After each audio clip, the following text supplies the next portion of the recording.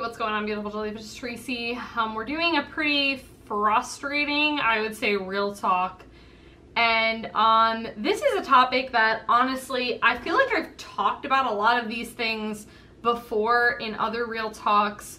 But this is just one of my most frustrating things, I would say, about the competitive Magic scene, because it's kind of one of those things where everyone kind of just has their opinion on what they think the best deck is, and this is what you should be playing, and these are the cards you should be running. And I have a lot of issues with that and the approaches, I would say, of how people do that. And kind of how this started was this online post that I saw about how Humans is the quote best deck. I've said this a million times. I really hate when people say that. I'm not going to get into it in this video, why I have issues with that, because I've talked about it before. And I think I just want to stem from the first point on that, is like, with that whole thought, is you as a competitive Magic player are probably going to be consuming a lot of Magic content, such as articles from like Channel Fireball and Star City Games. You're going to be watching videos like this, like people like actually playing games. You're going to be watching GPs or whatever, like however you can, or listening to podcasts, like however it is that you consume Magic content. And I just want to say that regardless of how great of a Magic player is, you do not have to listen to every single thing they say. For me, I'm going to make points that some people don't agree with, and that's fine. I've made points in the past that I no longer agree with. You know, I think also with that, and the reason for that being is because I've gotten more into the competitive scene and I've listened to a lot more perspectives and all that kind of stuff. But the one thing that I'm just still not swayed on is the best deck, and how every single person should be playing the best deck. And like, it just makes me so mad when I hear that, because like in this scenario, if you're gonna say that Humans is the best deck, which I will agree with, it is. It is. I mean, it is the, again, I don't even want to use that like terminology. It's just a really, really good deck, and it does really well, and it's doing really well right now. And one advantage of the Humans deck is it doesn't get hurt by its mana base, which I think is super important. And so I was talking to Zane, someone who I've said multiple times, one of my friends who I you know, take ideas from him all the time, and we talk about Magic all the time.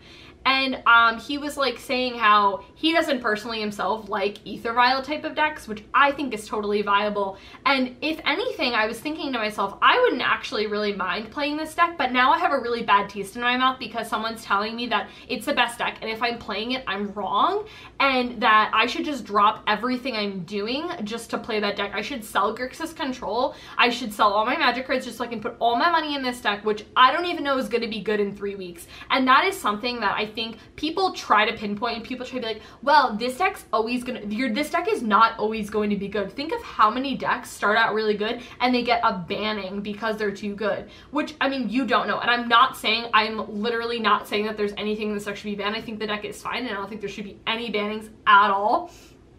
I don't want people to misunderstand that by like what I'm saying there.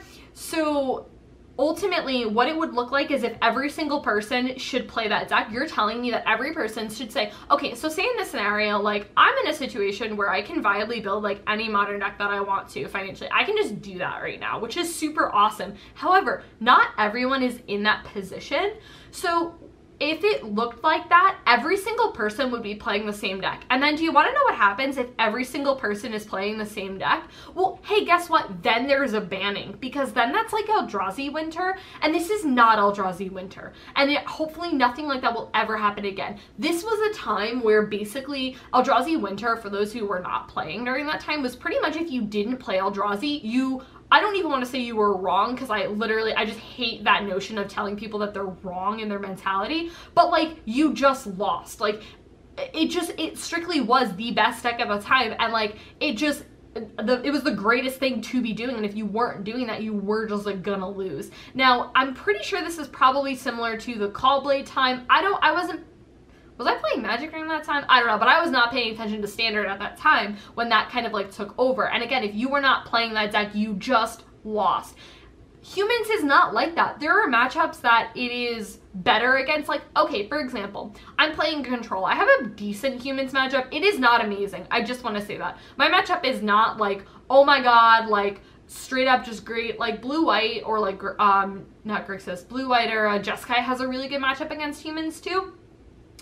So I don't understand why we're telling people that they should be doing one thing, because if everyone does one thing, then something gets banned. And I don't understand why we're walking around telling everyone that they should be doing the same thing. Why are we trying to fill people with like-mindedness? No, I'm not saying that everything is going to be not like-mindedness. Like, there's a lot of things that people can just agree on, and I think that's totally fine. Like, Snapcaster Mage is like one of the best Magic cards ever. Like, there's really no questions about that. I don't really think there's room for discussion. It's just, it is. But there's a lot of things that like are left so open to interpretation and open to room, and I don't think it's fair that we're telling people that what they're doing is wrong if they're playing not Humans, if they're playing like Jund, for example. I mean, a lot of people have like Jund's falling like kind of off the radar and like whatever, but I still think that's like fine. We're talking so much about Humans. One thing that I would really like to note is that the most recent tournament,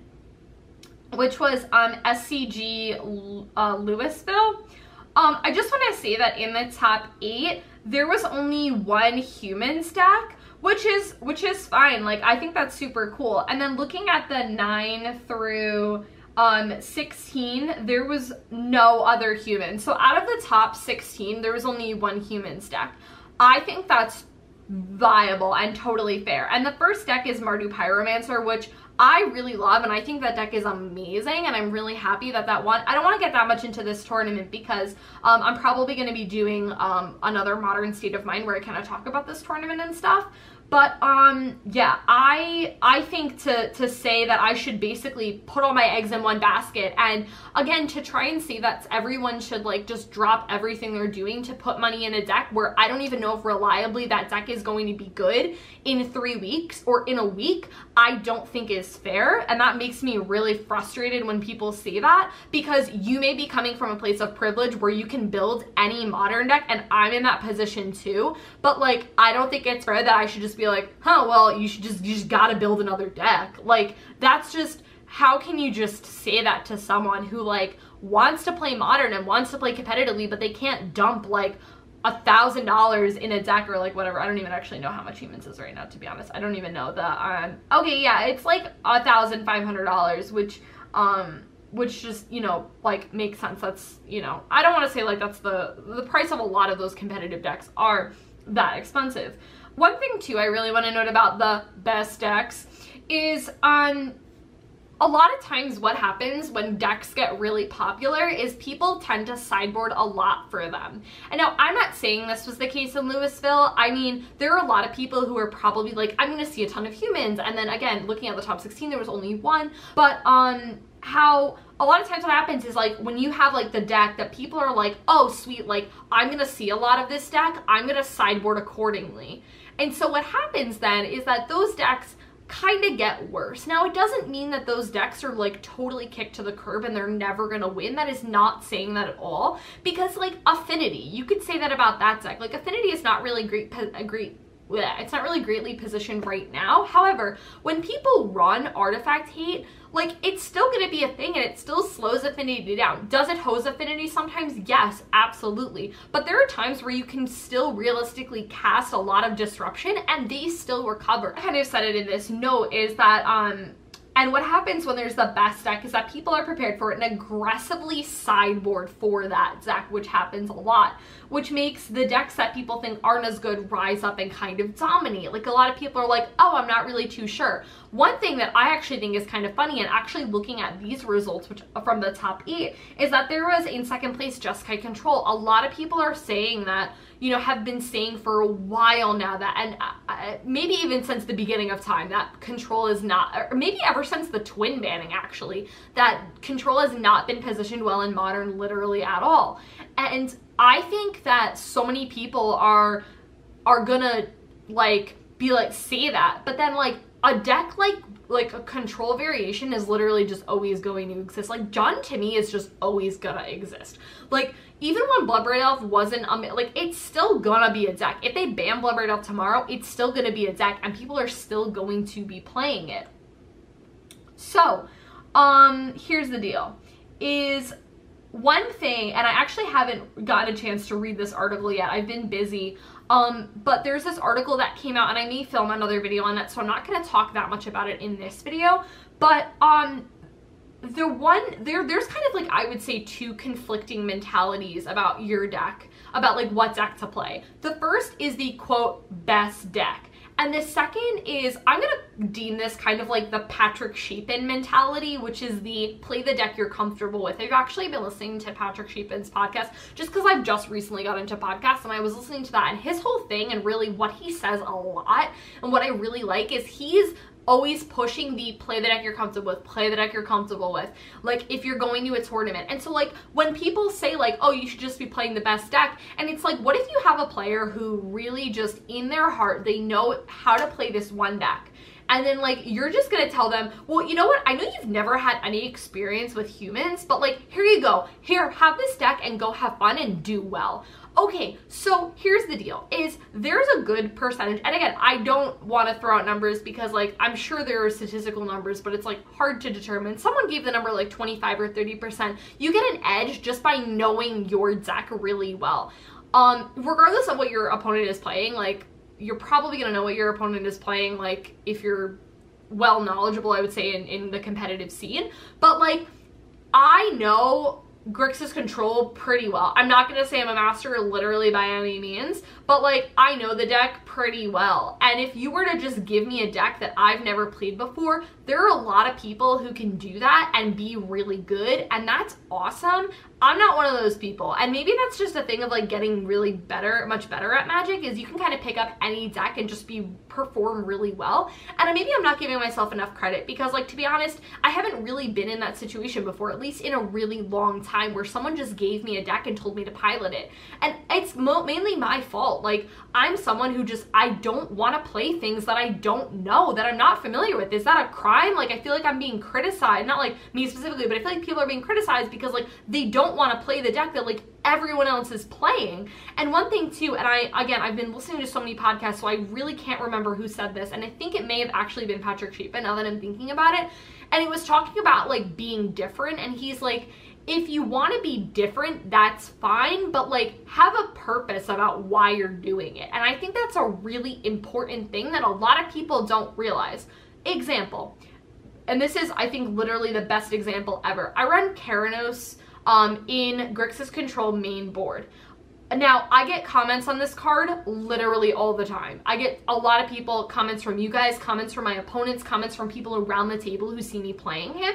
I get asked a lot about it, and I will always defend my answer that I legitimately think this is the right choice for me to be running it in the main board. I will fight this card like to the end, that I legitimately think it's the right choice for me. I'm not going to tell you how to build your deck. This is just how I like to do it. And I will defend Keranos, and I'm not going to get into the whole reasons about why I'm going to defend Keranos, but he's a really difficult threat, and he closes the game out. He's a game winner, and he's near impossible for a lot of decks to beat. And that's why he's in the deck. He's indestructible, and it's very, very important.